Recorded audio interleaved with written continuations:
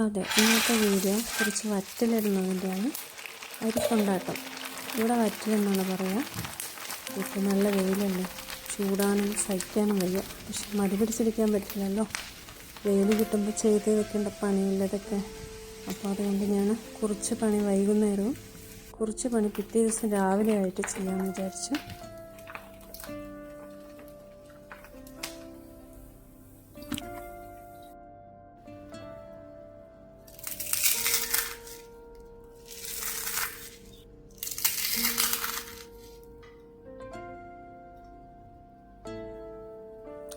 അപ്പോൾ പച്ചരി 1 കിലോ എടുത്തിട്ടുണ്ട്. അപ്പോൾ ഉച്ചയ്ക്ക് ഞാൻ അരി വെള്ളത്തിലിട്ട് വെച്ചതായിരുന്നു. ഇപ്പോൾ വൈകുന്നേരമാണ്. അരി കുതിർന്നിട്ടുണ്ട്. അതുപോലെ തന്നെ ഒരു 4-5 തവണ കഴുകി എടുത്തിട്ടുണ്ട്. ഇനി ഇതിന് മിക്സിയുടെ ജാറിലിട്ട് 2-3 പോർഷനായിട്ട് അരച്ചെടുക്കണം. കൂടെ ആവശ്യത്തിന് പച്ചമുളക് മാത്രം ഇട്ട് അരച്ചെടുത്തിട്ടുണ്ട്. ആവശ്യത്തിന് വെള്ളവും ചേർത്ത് നന്നായിട്ട് തന്നെ അരച്ചെടുത്തിട്ടുണ്ട്.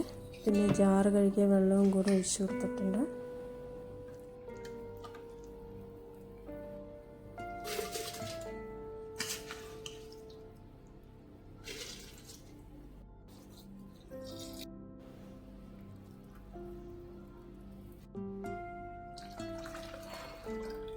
ഇനി ഇത് പിറ്റേ ദിവസം രാവിലെ വരെ അവിടെ ഇരിക്കട്ടെ. കൂടെ തന്നെ നമ്മുടെ കായം ഉണ്ടല്ലോ, അത് ഒരു ചെറിയ പീസ് എടുത്ത് വെള്ളത്തിലിട്ട് വയ്ക്കാം. അത് അവിടെ ഇരിക്കട്ടെ. ഇനിയുള്ള പണി പിറ്റേ ദിവസം രാവിലെയാണ്. ഇനി രാവിലെ എഴുന്നേറ്റ് കുറച്ച് ചവ്വരി ഉണ്ടല്ലോ, അത് കുറച്ച് എടുത്ത് വെള്ളത്തിലിട്ട് വയ്ക്കുന്നുണ്ട്.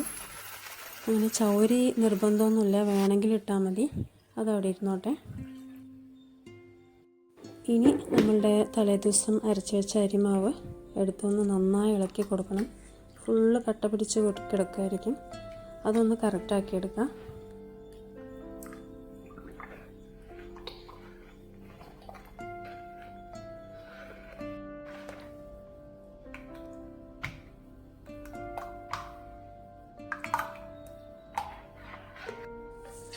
ഇനി നമ്മളിതിനെ അടുപ്പത്ത് വെച്ച് കുറുക്കാൻ പോവുകയാണ്. അതിനൊരു വലിയ പാത്രം തന്നെ എടുക്കണം. പിന്നെ വെള്ളത്തിൻ്റെ അളവ് നമ്മൾ ഏത് പാത്രത്തിലാണോ അരി എടുത്തത് അതിൻ്റെ 4 ഇരട്ടി വെള്ളമാണ് വേണ്ടത്. ഞാനിപ്പോൾ പാത്രമൊക്കെ മാറ്റിയെടുത്തിട്ടുണ്ട്, പക്ഷേ അതേ അളവിലുള്ള പാത്രമാണ്. ഇനിയിപ്പോൾ വെള്ളത്തിൻ്റെ അളവ് കുറച്ച് കൂടിയാലോ കുറവായാലോ പ്രശ്നമൊന്നുമില്ല. അതിന് മുന്നേ ആവശ്യത്തിന് ഉപ്പും പിന്നെ കുറച്ച് എള്ളും ജീരകവും ഇട്ട് കൊടുക്കുക. ജീരകം മാത്രം ഇട്ടാലും മതി.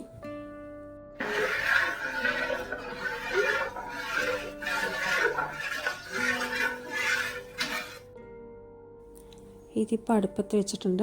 അപ്പോഴാണ് ഓർമ്മ വന്നത് കായത്തിൻ്റെ വെള്ളം ചേർത്തിട്ടില്ല. അപ്പോൾ അതുകൂടി ഒഴിച്ച് കൊടുക്കുന്നുണ്ട്.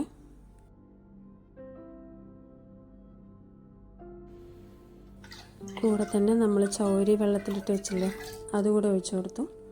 ഇനി പ്രത്യേകിച്ച് പണിയൊന്നുമില്ല, കൈവിടാതെ ഇളക്കിക്കൊണ്ടിരിക്കുക. കാരണം കട്ട പിടിക്കും. കുറച്ച് കഴിഞ്ഞ് പിന്നെ മാവ് കുറുകി വരുമല്ലോ, നന്നായി തിളച്ച് കുറുകി വരുമ്പോൾ ഫ്ലെയിം ഓഫ് ചെയ്താൽ മതി.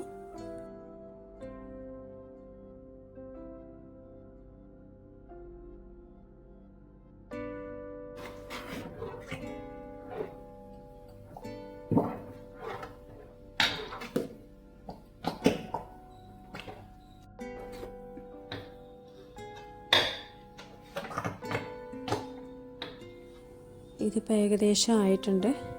ഇനി ഫ്ലെയിം ഓഫ് ചെയ്യുക. കാരണം ചൂടാറി കഴിയുമ്പോൾ ഇനി ഒന്നുകൂടി മാവ് തിക്കാവും.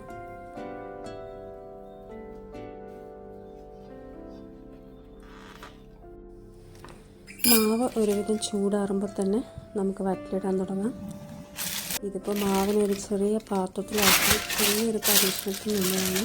വേറൊന്നുമല്ല, നമ്മുടെ പൈപ്പിംഗ് ബാഗ് ഉണ്ടല്ലോ, അതിൽ കുറച്ച് വലിയ നോസിലൊക്കെ ഇട്ട് നീളത്തിലുള്ള വറ്റലുണ്ടാക്കാൻ വെച്ചതാണ്, വിചാരിച്ചതാണ്. പക്ഷേ കുഴപ്പമൊന്നുമില്ല, നന്നായി വരുന്നുണ്ട്. പക്ഷെ പൈപ്പിംഗ് ബാഗിൽ ഫില്ലാക്കിക്കൊണ്ടേ ഇരിക്കണ്ടേ, ആ ഒരു ബുദ്ധിമുട്ട് നോക്കിയിട്ട് വേണ്ടാന്ന് വെച്ചതാണ്.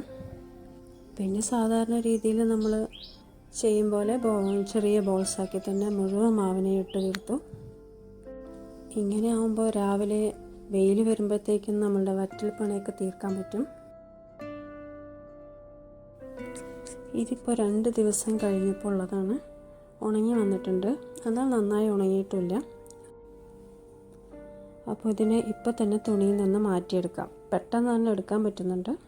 എല്ലാം എടുത്ത് എന്നിട്ട് അതേ തുണിയിൽ തന്നെ ഇട്ട് നമുക്കൊരു 2 ദിവസം കൂടി ഉണക്കിയെടുക്കണം.